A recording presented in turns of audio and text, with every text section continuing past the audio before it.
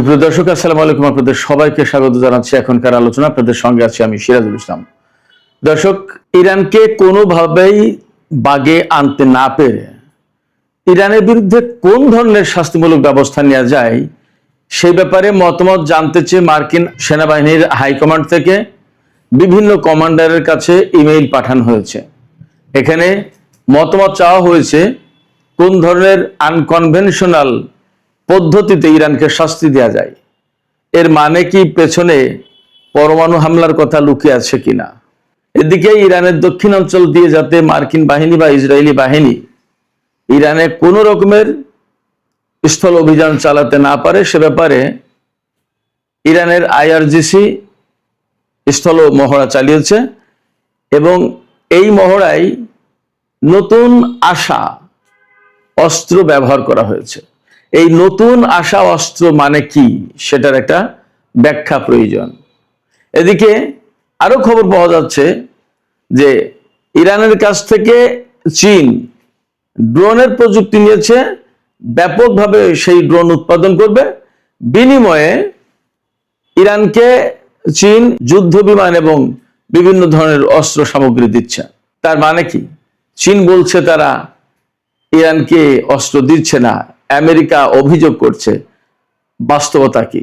এদিকে গত 24 ঘন্টায় সৌদি আরবের পররাষ্ট্রমন্ত্রী দুইবার ইরানের পররাষ্ট্রমন্ত্রীর কাছে ফোন করেছেন। তার মানে সৌদি আরব এখন বিশেষ একটা ভূমিকায় আছে, এটা মোটামুটি ধরে নেওয়া যায়। এদিকে ইরাকের কুর্দিস্তান অঞ্চলে ইরানের সামরিক বাহিনী স্থল অভিযান চালিয়েছে। সেখানে বিচ্ছিন্নতাবাদী কুর্দি বেশ কয়েকজন নেতাকে হত্যা করা হয়েছে এবং অনেককে আটক করা হয়েছে। সুপ্রিয় দর্শক, এছাড়া আরেকটি খবর আছে। আমেরিকার ওয়াশিংটন স্টেটে অঙ্গরাজ্যে ভয়াবহ দাবানলের সৃষ্টি হয়েছে। সেই দাবানলে 600-র বেশি ঘরবাড়ি পুড়ে গেছে। মনে হচ্ছে যেন কয়েকশো ক্ষেপণাস্ত্র নিক্ষেপ করা হয়েছে ওই অঞ্চলে। সুপ্রিয় দর্শক, এই বিষয়গুলো নিয়ে এখনকার আলোচনা।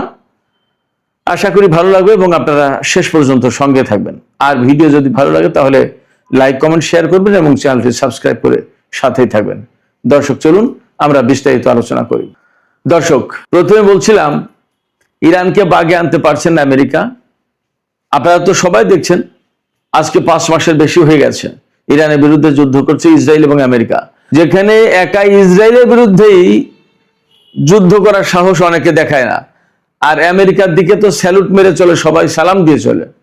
যুদ্ধ করা তো পরে কথা, এ চিন্তাও করে না। সেই জায়গায় ইরান, আমেরিকা এবং ইসরায়েল যৌথ বাহিনীর বিরুদ্ধে লড়াই করছে আজ 5 মাসের বেশি সময়। বাস্তবতা হচ্ছে আজ পর্যন্ত আমেরিকা বা ইসরায়েল ইরানকে এমন কোনো পজিশনে নিয়ে যেতে পারেনি যেখান থেকে ইরানের পরাজয় স্পষ্ট হয়ে ওঠে, অথবা তারা সারেন্ডার করে, অথবা তাদের দাবি মেনে নিয়ে চুক্তি করতে বাধ্য হয়। এগুলো তো ঘটেনি, বরং এমনও তারা করতে পারছে না যে চুক্তির জন্য তারা অনেক চাপাচাপি করছে, অনেক দেশের লোকজনকে ডিপ্লোম্যাটিক প্রসেসে যুক্ত করেছে। বাট ইরান বলছে no no no discussion with USA. কোনো আলোচনা আমেরিকার সাথে হবে না এবং কোনো চুক্তি হবে না। কারণ চুক্তি তারা করবে ফর দ্য টাইম বিং, তারা বিশ্বের সুবিধা নেবে, আবার চুক্তি ভাঙবে। এই চুক্তি ভাঙার সুযোগ আর আমরা তাদেরকে দেব না। এখন চুক্তি করার সুযোগটা, চুক্তি ভাঙার সুযোগ দিতে চায় না আমেরিকাকে ইরান।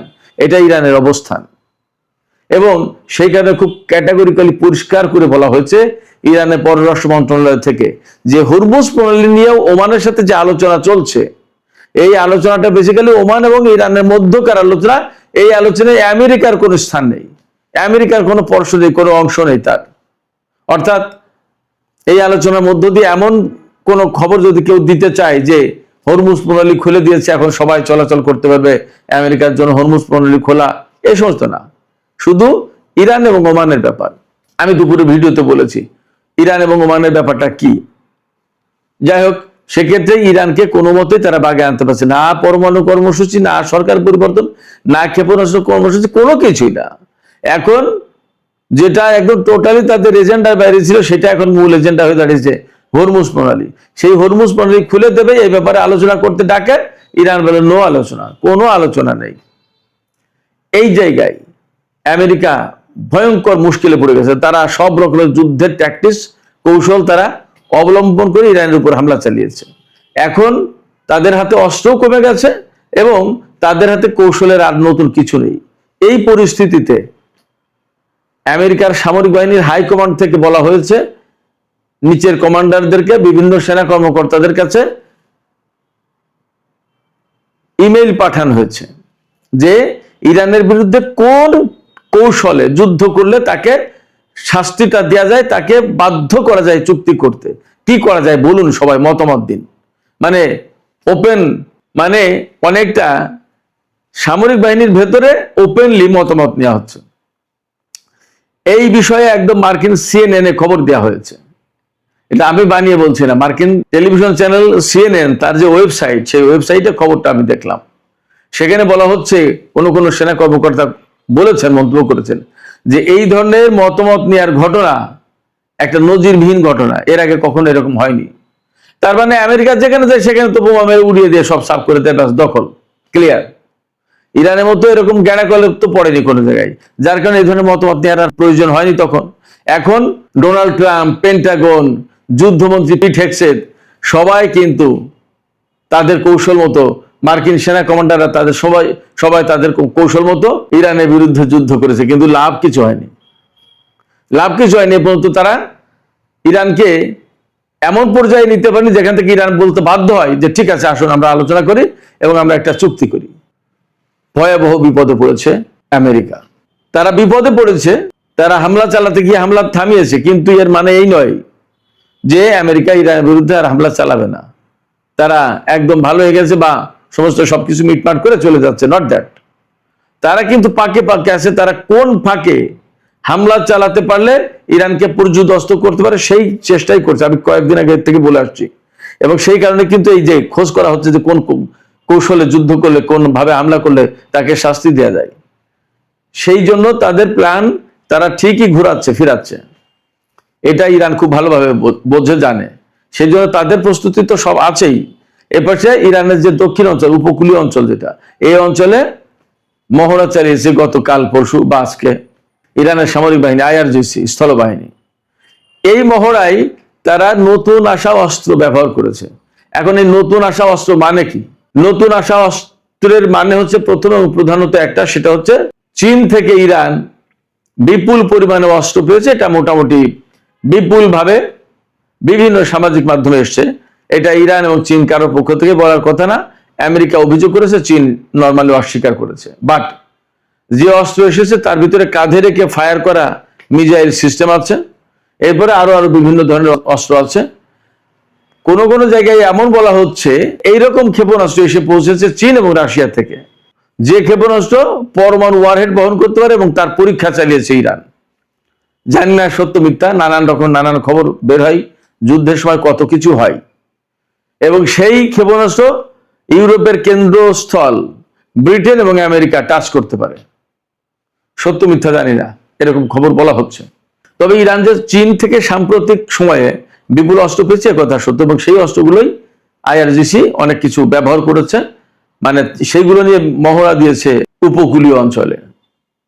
তাতে বোঝা যায় যে ইরানও বসে নেই। আমেরিকা যে অ্যাঙ্গেলে, যে কৌশলে যুদ্ধ করতে চাবে ইরানের বিরুদ্ধে, সেই কৌশলে, সেই অ্যাঙ্গেলে ইরান জবাব দেওয়ার প্রস্তুতি নিয়েছে বা নিচ্ছে। আমি সবসময় এই কথাটাই বলে আসছি। আমি একটা এপিসোড করেছিলাম, নিঃস্বপ্নদের মনে থাকার কথা, যে আমেরিকা যদি ডালে ডালে থাকে তাহলে ইরান থাকে পাতায় পাতায়। অর্থাৎ আমেরিকা কোন কৌশল দিচ্ছে তার এক ধাপ আগে গিয়ে, দুই ধাপ আগে গিয়ে সেই কৌশলটা মোকাবেলা বা ব্যর্থ করার জন্য যা করা দরকার সেটা করে ফেলে ইরান। এটা ইরান, তা না হলে ইরান টিকে থাকতে পারতো না। This is reality. এই বাস্তবতা অস্বীকার করার কোনো মানেই নেই। আমি যা দেখেছি, অন্তত আমার বিশ্লেষণে তাই আসে। অনেকেই বলছেন আমেরিকা ইরানের স্থল অভিযান চালানোর মতো এত বড় ভুল করবে না, এটা এত বড় ঝুঁকি নেবে না, একথা বলছে। কিন্তু বাস্তবতা হচ্ছে কি, এটা আমরা সাধারণ লোকজন এইভাবে ভাবি। ডোনাল্ড ট্রাম্প তো এইভাবে ভাবে না। ডোনাল্ড ট্রাম্পের বক্তব্য কি, অ্যাট এনি কস্ট আমার একটা বিজয় চাই। গতকালকে কিন্তু বলেছেন, আমি বলেছিলাম গতকালকের ভিডিওতে, যে আমি শুধু একটা বিজয় চাই, ইরানে তাকে জিততেই হবে অ্যাট এনি কস্ট। তাতে তিনি হয়তো প্রচন্ড ভাবে কড়া অর্ডার দেবেন যে নো, মার্চ অন, ইরানকে শেষ করো যেভাবে হোক। যদি বলে যে স্থল অভিযান চালাও, কমান্ডারদের তো আর কিছু করে না, তাই হয়তো তাই করতে হবে। সেখানে কি পরিমাণে মার্কিন সেনা মারা যাবে কি যাবে না সেটা পরে ব্যাপার। ডোনাল্ড ট্রাম্পের কিছু আসে না, তার একটা বিজয় প্রয়োজন। এই বিজয় প্রয়োজন, এই জন্যই ইরানকে শিক্ষা দেওয়া হবে কোন পদ্ধতিতে করা যায়, আনকনভেনশনাল সিস্টেম কি, অর্থাৎ অপ্রচলিত পথে ইরানকে শিক্ষা দিতে হবে। অপ্রচলিত পথ, সহজ পথ যেটা, সেটা হচ্ছে পরমাণু হামলা। এর বাইরে আর কি আছে আমি জানি না, দেখা যাক কি হয়। তবে আমেরিকা ইরানের ব্যাপার থেকে হাত গুটিয়ে নিয়েছে, একথা বলার কোনো মানে নেই, কোনো সুযোগ নেই। তারা ইরানের উপর হামলা চালানোর জন্যই নানা রকমের ফন্দি ফিকির করছে। এদিকে আমি আরেকটা খবর বলেছিলাম, ইরাকের কুর্দিস্তান অঞ্চল, ইরান থেকে পশ্চিমে গেলে উত্তর পশ্চিম ইরাকের যে কুর্দিস্তান অঞ্চল, ওই এলাকায় এরবিল এবং সুলাইমানের নামে দুটো এলাকা আছে, সেখানে ম্যাক্সিমাম কুর্দি বসতি। সেই কুর্দিস্তান অঞ্চলে গিয়ে ইরানের বিচ্ছিন্নতাবাদী কুর্দিরা থাকে এবং সেখান থেকে ইরানের বিরুদ্ধে নানা রকম ষড়যন্ত্র করে, বিভিন্ন রকমের অভিযান চালায়, নাশকতা চালায়, নানা কিছু। এরা বেসিক্যালি বিচ্ছিন্নতাবাদী। এই কুর্দিদের বিরুদ্ধে ইরান একেবারে স্থল অভিযান চালিয়েছে ইরাকের ভেতরে, ইরানের সামরিক বাহিনী। তার মানে ইরাক সরকারের একটা সমর্থন ছিল, এটা মোটামুটি ভাবে বুঝতে হবে। তারপরে এই অভিযান চালিয়ে সেখানে 8 জন অন্তত কুর্দি কমান্ডার, বিচ্ছিন্নতাবাদী কমান্ডার, 8 জন কমান্ডার মারা গেছে এবং অনেককে অ্যারেস্ট করেছে, আর অনেক ক্ষয়ক্ষতি হয়েছে। তবে খবরে দাবি করা হয়েছে যে ইরানের একজন সেনা সদস্য হতাহত হয়নি, একদম খুব সুষ্ঠুভাবে, সুন্দরভাবে অভিযান পরিচালনা করতে পেরেছে। এদিকে ইরান এবং আমেরিকার মধ্যে যখন এরকমের প্রচন্ড রকমের উত্তেজনা, অচল অবস্থা, হরমুজ প্রণালী বন্ধ প্রায়, গত রাতেও সেখানে একটা জাহাজে ইরান হামলা চালিয়েছে। আমেরিকা নিরাপত্তা দেওয়ার নাম করে ওমানের উপকূল দিয়ে ওই জাহাজ বের করে নিয়ে যাওয়ার চেষ্টা করেছিল, ইরান তাতে হামলা চালিয়েছে। ওই জাহাজ সেখানে স্টাক অবস্থা আছে, আটকে আছে। তো অবস্থা যখন এমন, তখন সৌদি আরব দফায় দফায় ইরানের পররাষ্ট্রমন্ত্রীকে ফোন করছেন।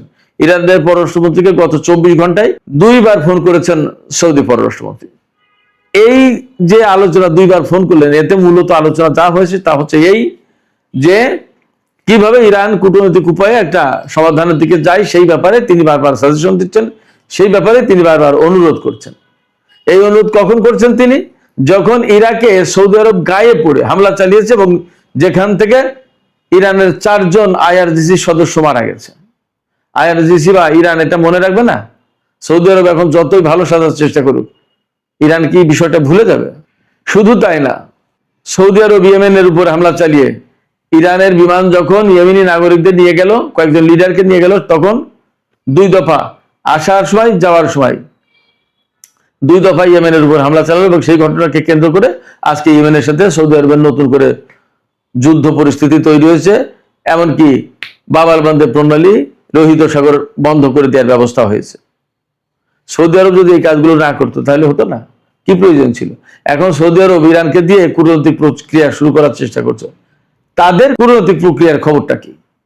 এবং এই যে 15 জাতির একটা জোট গঠন করলো ইয়েমেনের বিরুদ্ধে যুদ্ধ করবে বলে, ইরানকে বলে যুদ্ধ করো না, আর নিজে জোট গঠন করে ইয়েমেনের বিরুদ্ধে যুদ্ধ করার জন্য। এটা কেমন দ্বিমুখী নীতি? এই বিষয়গুলো ইরান বোঝে না তা না। এদিকে আজকেই ইরানের IRGC খুব নতুন ডিফেন্স সিস্টেম দিয়ে আমেরিকার একটা MQ-9 রিপার ড্রোন ধ্বংস করেছে। এই নিয়ে খবর বলা হচ্ছে যে মোট ইরান 50টা MQ-9 রিপার ড্রোন ধ্বংস করলো। একটা রিপার ড্রোনের দাম অনেক। যে টোটাল রিপার ড্রোন ধ্বংস করেছে ইরান এই যুদ্ধের এই কয় মাসে এই পর্যন্ত, তাতে $100 কোটি শেষ আমেরিকা শুধু MQ-9 রিপার ড্রোনে। মানে ইরানের আকাশে ঢুকলেই MQ-9 রিপার ধ্বংস হয়ে যাচ্ছে, মুড়ি মুড়কির মতো ধ্বংস করছে। তো এই পরিস্থিতিতে আসলেই আমেরিকা খুব বিব্রতকর অবস্থায়। এই বিব্রতকর অবস্থা থেকে বের হওয়ার জন্য তারা আনকনভেনশনাল ট্যাকটিক্স খুঁজছে। দেখা যাক তারা কোন অপ্রচলিত পদ্ধতি বের করে যা দিয়ে ইরানকে শাস্তি দেবে। তো সুপ্রিয় দর্শক, আলোচনা এখানে শেষ করতে চাই। শেষের আগে আপনাদের কাছে জানতে চাই, আপনারা কি মনে করেন আমেরিকা কোন ধরনের পদ্ধতি বেছে নিতে পারে ইরানের বিরুদ্ধে যুদ্ধ করার জন্য? আপনাদের কোনো মতামত আছে কিনা? মতামত থাকলে জানাবেন কমেন্ট বক্সে, আর ভিডিও ভালো লাগলে লাইক কমেন্ট শেয়ার করবেন।